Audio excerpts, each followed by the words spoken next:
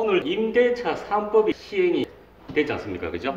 그래서 오늘 요거 잠깐 이야기를 하고 본 수업 그렇게 진행하도록 하겠습니다. 그리고 지난번에 이제 6.17 부동산 대책에 대해서 조금 알아봤고, 또 7.10 부동산 대책이 발표되면서 그 내용도 조금 살펴봤고, 계속해서 법 개정이라든지 이런 대책들이 나오니까 오늘 또 임대차 3법이 이제 시행이 되었습니다. 그래서 이 내용을 잠깐 살펴보도록 할게요. 임대차 3법 하면은 계약갱신 청구권하고 전월세 상한제, 전월세 신고제, 요거를 이제 임대차 3법이라고 뭐 언론에 요즘 많이 나오지 않습니까? 그죠? 뭐 다 아시겠지만 같이 이야기를 해보면 좋을 것 같아요. 그래서 7월 27일 날 이번 주 월요일이죠. 국회 법제사법위원회에 요 내용이 상정이 이제 되었어요. 그래서 이제 7월 29일 날 통과가 됐고, 7월 30일 날 어제 국회 본회의를 통과를 했죠. 그리고 오늘 오전에 국무회의를 소집을 해가지고 국무회의 심의 의결이 됐습니다. 그리고 대통령 재가를 받아가지고 오후에 간보에 게재가 되면서 바로 이제 시행이 되었습니다. 임대차 3법은 빠르다로 이제 기억이 될 것 같아요. 속전속결로 이렇게 처리가 되었어요. 그래서 내용은 그렇게 많은 내용이 아니에요. 근데 이제 임대인하고 임차인하고 이제 경우의 수가 굉장히 많으니까 국토교통부에서 보도 자료를 내면서 Q&A 해가지고 여러 가지 또 이제 설명을 좀 해놓은 게 있는데, 그 중에서 이제 몇 가지 이렇게 좀 살펴보도록 할게요. 임대차 3법 하면은 이제 조금 전에 이제 설명드렸지만 계약갱신 청구권하고 전월세 상한제, 전월세 신고제인데 국토교통부에서는 임대차 신고제라고 이렇게 명시를 해놨더라고요. 그리고 오늘 시간 조금 내가지고 이제 정리를 했으니까 같이 한번 살펴보도록 그렇게 하겠습니다. 임대차 신고제, 전월세 신고제, 이것은 법률 내용이 좀 달라요. 계약갱신 청구권하고 전월세 상한제는 주택임대차 보호법이에요.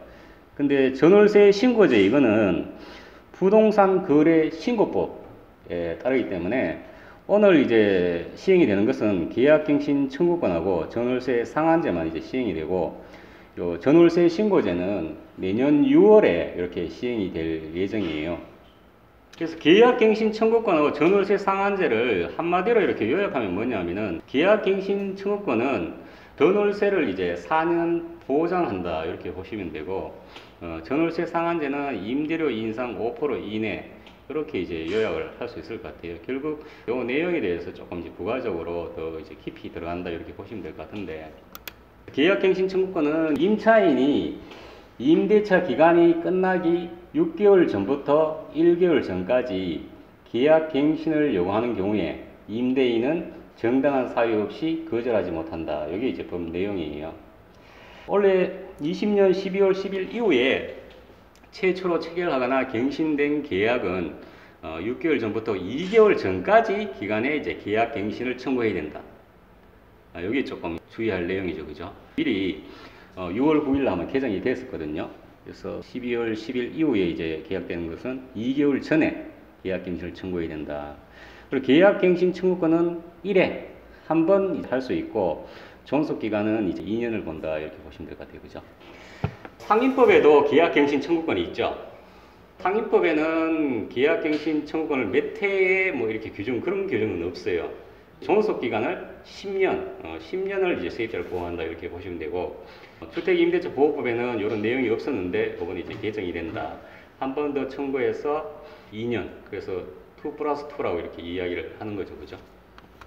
전월세 상한제는 이제 임대료 정액 상한을 5%로 하되, 지자체에서 지역 임대차 시장 여건을 이제 고려해가지고 조례로 달리 정할 수 있다. 주요 내용인 것 같습니다. 그래서 개별 사례별로 Q&A를 이렇게 한번 살펴보면은, 주요 핵심이 소급 적용이죠. 내가 지금 세입자로서 1년을 거주하고 있건 10년을 거주하고 있건 연수에 상관없이 한번 계약 갱신을 청구할 수 있다. 이렇게 이제 볼 수가 있는 거죠, 그죠? 다 해당이 된다 이렇게 보시면 될 것 같아요, 그죠? 임대인이 2년이 만기가 됐어요. 그러면 임대인이 무조건 5%를 요구하면 무조건 5%를 올려줘야 되느냐? 그렇지는 않다 이거죠, 그죠? 상한선일 뿐이고 5% 이내 범위 내에서 양 당사자 간, 임대인과 임차인이 서로 협의를 통해 임대료를 정할 수가 있는 거죠, 그죠? 뭐 아무래도 이 기준이 되는 건 내가 살고 있는 그 주변 시세가 많이 올랐으면은 5%가 상한선이 될 거고 2년이나 지금이나 별 변동이 없다 그러면은 그대로 계속해서 살 수도 있는 경우가 될 수가 있겠죠. 그리고 묵시적 갱신이라는 게 있어요. 그죠? 저희 수업 시간에 한번 했었죠. 묵시적 갱신하고 갱신 요건은 별개의 개념이다 이거죠. 그죠? 예.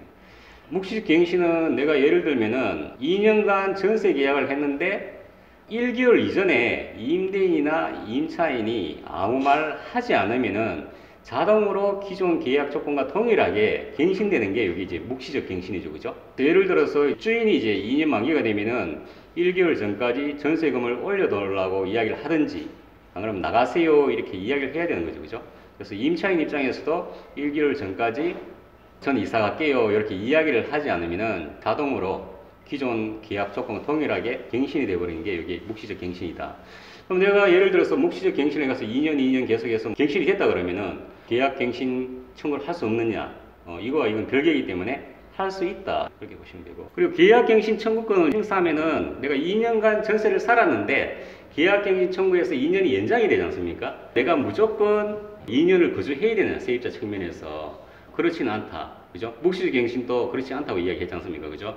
그래서 임차인은 언제든지 임대인에게 계약 행위를 통지를 할 수가 있고 임차인은 언제든지 임대인에게 계약 해지를 통지할 수 있으며 임대인이 통지받은 날부터 3개월이 지나야 이제 효력이 발생한다. 그래서 갑자기 일이 생겨서 나갈게요 이렇게 하면 주인은 3개월 뒤에 이제 전세 보전금을 돌려줘야 된다. 그 세입자는 그 보전금을 받아가지고 언제든지 이사를 가면 된다. 그죠?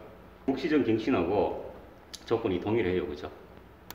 법 시행 이후에 계약 기간이 이제 만료되는 경우가 이렇게 있는데 그 경우에 따라서 이렇게 예시를 좀 들어놨어요. 예를 들면은 계약 만료가 6개월 전부터 1개월 전까지 기간에 이제 갱신을 이제 거절을 한 거예요. 임대인이. 거절을 했으니까 세입자는 다른 데 이제 이사를 가야 될 거 아닙니까? 그죠? 그래가지고 임대인이 제3자하고 임대차 계약을 이제 체결을 했어요. 법 시행 이전이면 오늘 이전이겠죠. 그죠? 체결한 경우에도 그러면 기존 세입자가 계약 갱신 청구를 할 수 있느냐? 요거는 이제 안 된다 이거죠. 그죠? 왜냐하면은 새로운 세입자가 피해를 볼 수 있기 때문에 적용이 안 된다. 하지만 법 시행 이후에, 법 시행 이전에 2개월 전에 임대인이 세조 이제 나갔어요 이렇게 했는데 법 시행 이후에 만약 임대인이 제3자와 계약을 체결했다 그러면은 요거는 기존 세입자 손을 들어준다 이렇게 보시면 될 것 같죠. 그죠? 계약 갱신을 임대인이 나가세요 했는데 법이 시행 이전에 한번 임대차 계약을 했다 그러면은 기존 세입자는 이사를 가야 되고 법 시행 이후에 새로 임대차 계약을 맺었다는 기존 세입자가 우선이다 이렇게 보시면 될 것 같아요. 그죠?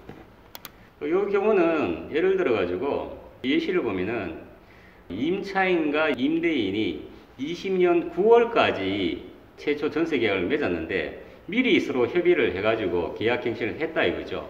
그런데 임대료 정액을 예를 들어서 이렇게 8% 정액해 주기로 이렇게 합의를 했어요 서로. 근데 이렇게 법이 시행되어 버리니까 기존 세입자는 손해를 보는 느낌이 있죠. 그죠? 그럴 경우에는 임차인은 계약갱신 요건을 행사해 가지고 5% 미만으로 임대료를 조정하거나 3%는 이제 돌려받을 수 있다 이 얘기겠죠. 그죠? 그렇게 하거나 아니면은 8% 정액한 기존 임대차 계약 관계를 유지하면서 요 계약이 이제 만료되는 이제 22년 되겠죠. 그죠? 그때 다시 계약갱신 요건을 행사할 수 있다 이렇게. 이거는 뭐 세입자 입장에서 조금 유리한 쪽으로 이렇게 보시면 될 것 같아요. 그죠? 그럼 계약갱신 청구를 행사를 하면서 기존에 이제 전세 계약을 하고 살았는데 임대인이 월세로 바꿔차 여기 되느냐? 이거 안 된다 이거죠. 그죠? 개정 법률상 갱신되는 임대차는 전 임대차와 동일한 조건으로 다시 계약된 것으로 보므로 전세에서 월세 전환은 임차인이 동의 없이는 곤란하다. 근데 이제 임차인이 또 오케이 하면은 가능하다 이 얘기겠죠. 그죠? 가능하면은 전세를 월세를 돌렸을 때 얼마로 하느냐 이걸 이제 법에서도 규정을 했죠. 그죠? 10%하고 기존 금리 플러스 3.5% 중 낮은 비율을 적용한다 되었으니까 10%보다는 항상 이제 기준금리 플러스 3.5% 낮을 거니까 현재 기준금리가 0.5%다 이렇게 보면은 4%겠죠. 그죠? 그래서 예를 들어 전세 5억 원에 살고 있는데 보증금은 2억 원 낮추고 요 3억 원을 월세로 돌리자 하면은 3억 원에 대해 가지고 이제 4%를 적용하겠죠, 그죠? 그럼 4, 3, 12니까 1200만 원, 연 1200만 원이니까 12로 나누면 한 달에 100만 원이죠, 그죠? 그러면은 보조금 2억에 월세 100만 원, 이렇게 이제 전환을 한다, 이렇게 보시면 되겠죠, 그죠? 임대인이 계약 기간 만기가 되니까 임대인이 들어와서 살 거라고 세조가 나가라 그러면 어떻게 되느냐? 그러면 나가야 되겠죠, 그죠? 그래서 임대인이 1개월 전까지 이제 통보하고 입주를 하면 된다. 근데 가짜로 자기가 들어와서 살 거라 하고 다른 세입자하고 이렇게 계약을 해. 왜? 기존 세입자한테는 5%밖에 인상을 못 하니까 이럴 경우에는 이제 거의 갱신 거절 시에는 손해배상 을 하게 되어 있다. 그럼 기존 세입자에게 손해배상을 해줘야 되겠죠, 그죠?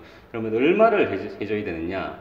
요건 이제 뭐 임대인과 임차인 간 손해배상 예정액 이렇게 되어 있는데, 요 1번에 해당이 안 된다 그러면은 요 1번, 2번, 3번 중에서 가장 큰 금액으로 이렇게 배상을 해야 된다. 그럼 1번이 뭐냐면은 이제 갱신 거절 당시 월 단위 임대료 3개월분에 해당하는 금액.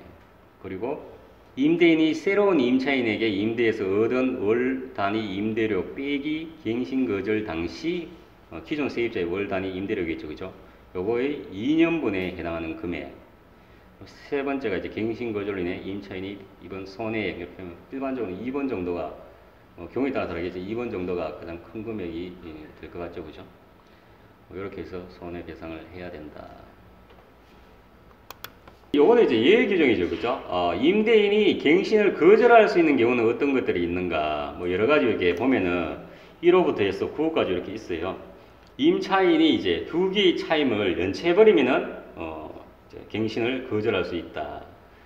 그리고 임차인이 거짓이나 그 밖에 부정한 방법으로 임차한 경우, 나는 여기 실제 거주할 겁니다 했는데 뭐 불법 도박장을 운영한다든지 거짓으로 이렇게 한 경우, 이것도 이제 갱신 거짓 사유가 되고. 그리고 서로 합의해가지고 임대인이 임차인에게 상당한 보상을 한 경우에 서로 합의가 되면 된다. 그리고 임대인이 이제 임대인 동의 없이 전대한 경우, 그죠? 자기가 살기로 해서 계약을 했는데 제3자로 여기 살게 하면은 안 된다 얘기겠죠, 그죠? 그리고 임차한 주택을 고의나 중대 가실로 파손한 경우, 이런 것들이 조금 애매할 수 있어요, 그죠? 고의나 중대 가실로 파손한 경우, 그죠? 좀 증명하기가 좀 어려울 경우도 있겠죠, 그죠? 그리고 전부 또는 일부가 멸실돼가지고 계속해서 임차할 수 없을 경우, 그죠? 그리고 주택의 철거 또는 재건축을 하기 위해 가지고 한번 기존의 계약서에 이런 내용을 명시해둔 경우, 그죠? 그런 경우는 안 될 거고. 그리고 직계 좀비속을 포함해서 임대인이 실제 거주하려는 경우, 그리고 임차인의 의무를 현저히 위반하거나 뭐 이런 내용들이 있어요. 여기 해당되는 게 뭐냐면은 글씨가 작아서 잘 안 보이는데, 임대인이 동의 없이 인테리어 공사를 하거나 원상 회복이 불가능할 정도로 뭐 인테리어 공사를 한 경우 계약 갱신을 거절할 수 있다. 뭐 이런 내용들이 이제 주요 내용이다 이렇게 보시면 될 것 같고. 그래서 이렇게 이제 임대차 3법이 이렇게 시행이 되니까 수도권 위주로 해서 지금 언론에 지금 전세값 상승이 굉장히 가파르게 올라간다 이런 얘기가 있지 않습니까? 그죠? 그래서 그동안에 수도권에서 매매 가격이 많이 올라 버리니까 기존에 임차한 금액하고 매매 금액하고 차이 갭이 굉장히 커지니까 전세값이 따라 오르겠죠, 그죠? 기존 세입자 입장에서는 아무래도 이렇게 전세 가격이 굉장히 가파르게 오르면은 가격 상승을 이제 5% 이내로 좀 제한이 되니까 그런 면에서는 조금 이제 안심이 되고 이제 한숨을 돌릴 수 있는 입장이에요, 그죠? 근데 반대로 여기 이제 계약 갱신해가 2년이 지나면은 그때가 일정이 되죠, 그죠? 내가 소득이 많거나 재산을 좀 늘려가지고 그 보증금이 올라가는 만큼 내가 벌면 괜찮은데 그게 아니라 그러면은 동일한 조건보다는 좀 평수를 낮추거나 안 그러면은 기존 지역보다는 조금 외곽지로 빠져야 되는 거죠, 그죠? 그러면은 이제 서민 입장에서는 주거 만족도 면에서 질이 저하될 수도 있는 우려가 있고, 그리고 또 이제 4년마다 전세값이 폭등할 거다 뭐 이런 얘기가 있지 않습니까, 그죠? 일단 뭐 정부에서는 법을 이렇게 시행을 해놓고 차차 이제 부작용들이라든지 그런 것들은 보완해 나가겠다. 그에 따른 또 규제책이 아무래도 나올 가능성이 많죠, 그죠? 그리고 없던 내용이 이렇게 생기기 때문에 아무래도 부작용은 초기에는 좀 많이 있을 거다. 주요 골자가 서민이 안심하고 사는 이제 주거 환경 조성이에요. 그러면서 임대인과 임차인이 균형 잡힌 권리관계를 조성을 하는 거고, 투명한 임대차 시장을 조성하겠다, 그런 취지인데, 임대 물량 공급 측면에서 보면은 요즘 이제 정부 규제가 실거주 요건을 굉장히 강화하고 있지 않습니까? 그래서 그럴 것 같으면은 한 번 정도 내가 실거주를 하고 나도 어느 요건을 좀 채워놓고 또 나와가지고 새로운 신규 임대차를 계약해서 또 높은 금액 계약한다든지, 그런 우려도 좀 있고, 그런 측면에서는 이제 공급 물량이 아무래도 조금 줄어들 여지도 있을 것 같고, 또 예를 들면은 신규 입주 단지 같은 경우에는 일반적으로 전세가가 조금 낮지 않습니까? 그죠? 아무래도 공급 물량이 많기 때문에 초기 가격이 이게 낮은데, 주인 입장에서는 좀 여력이 되면은, 되도록이면은 끝까지 좀 버틸라 그러겠죠. 그죠? 미리 세를 안 넣고 급하게 계약을 안 하고, 물량이 좀 소진되면 아무래도 이제 가격이 좀 올라갈 거니까 최대한 밀어가지고 이렇게 이제 세를 놓으려고 그럴 거고, 그러면은 이제 내가 예를 들어서 지금 이제 2년이 만기가 됐어. 세입자의 측면에서. 지금 이제 이사를 해야 되는데 물량이 아무래도 좀 조건 없으면은 거주 이동이 조금 제약을 받을 수 있는 그런 측면도 이제 있을 것 같아요. 뭐 서민은 그래도 조금은 그래도 안심이 되죠. 그죠? 거주 요건이 2년마다 이렇게 이사하는 것을 4년마다 이사한다 하기는 좀 뭐하지만 아무래도 조금 시간적으로 좀 여유가 있으니까 그런 측면에서 한번 나을 것 같고, 근데 이제 이 법이 생김으로 해가지고 이렇게 케이스 바이 케이스로 이렇게 예시를 들었지만 이 외에도 또 더 특수한 경우가 많이 있을 거라고요. 그러면 이제 임대인하고 임차인 간에 분쟁이 이제 많이 발생을 할 것 같고, 그러면은 기존에 없어도 될 이런 분쟁이 생기면 아무래도 에너지가 이제 소비가 되겠죠. 그죠? 임대인도 이렇게 공부를 해야 되겠지만 세입자도 이제 공부를 많이 해야 돼요. 그죠? 이런 내용을 다 알고 있어야지 법대로 어쩌고저쩌고 이야기를 할 수가 있는 거고, 그에 맞춰가지고 또 합리적으로 이야기를 할 수 있고. 근데 이제 법대로 이렇게 하는 것도 중요하지만 실제적으로 대화로서 이렇게 해결하는 것이 무엇보다 중요하다. 그죠?